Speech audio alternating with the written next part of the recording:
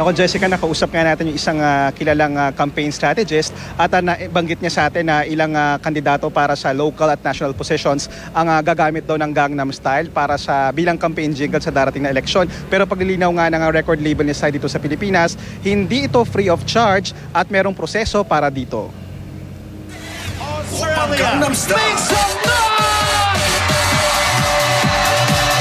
Walang duda, ang kantang Gangnam Style ng Korean pop singer na si Psy ang isa sa pinakasikat at kinakaaliwang kanta ng 2012. Umabot na nga sa mahigit 1 bilyon ang views ng music video nito sa YouTube.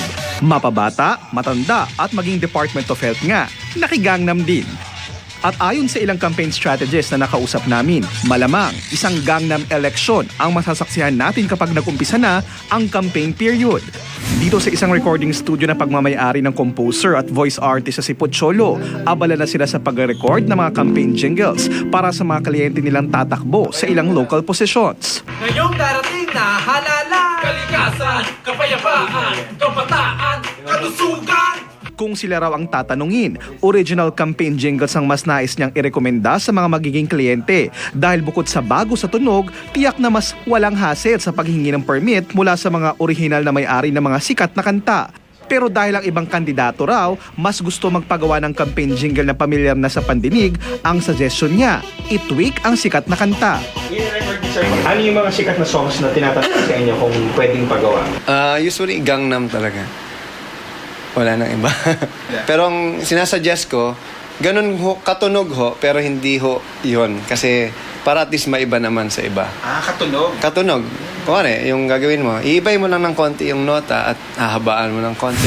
Gamit ang pangalan ng composer na si Pocholo na hindi tatakbo sa eleksyon, sinampulan niya kami ng tweaked version daw ng Gangnam Style. Pocholo sa Senado, mga kababayan, ating iboto para sa Senado.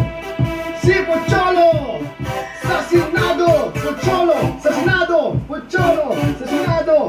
Malamang daw ganito ang magiging tunog ng Gangnam jingle na gagawin niya. Pero paglilinaw ng composer, alam daw nilang may copyright ito at dapat ang mismong kandidato ang hihingi ng permiso. Ang MCA Music Incorporated Universal Music Group ang opisyal at lisensyadong distributor ng kantang Gangnam Style at lahat ng kanta ni Psy sa kanyang album.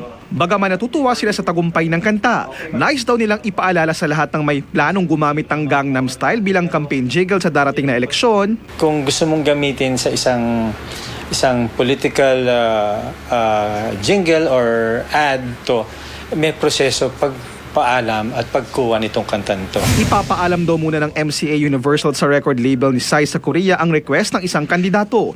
Pati raw lyrics na gagamitan ng ipapatong sa kanta ng Gangnam ng isang politiko, kailangan makita rin ni Psy at aprubahan.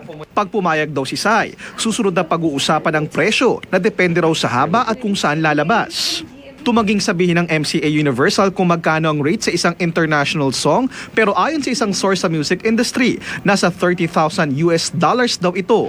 Bukod sa Gangnam Style, ang isa pang sikat na kanta na naging viral din sa internet, ang Call Me Maybe, ang naipaalam na raw sa kanilang gamitin bilang jingle ng isang tatakbo sa pagkasenador.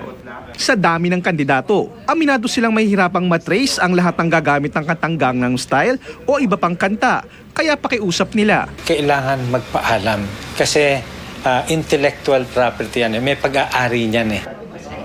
At Jessica, sabi ng Comelec, wala naman daw silang specific guidelines sa paggamit ng mga tinatawag na cover songs gaya ng Gangnam Style. Jessica? Nako, paalala natin yan sa mga politiko na I'm sure gustong-gustong gumawa ng Gangnam campaign jingle. Magkano? $30,000? $30,000 daw yung estimate nila. So parang mga mahigit 1 milyon yan ang bayad, no? Tama, Jessica. Depende pa yan sa haba at kung saan lalabas yung kantang yan at kung gaano kasikat. Depende pa raw yan sa artist.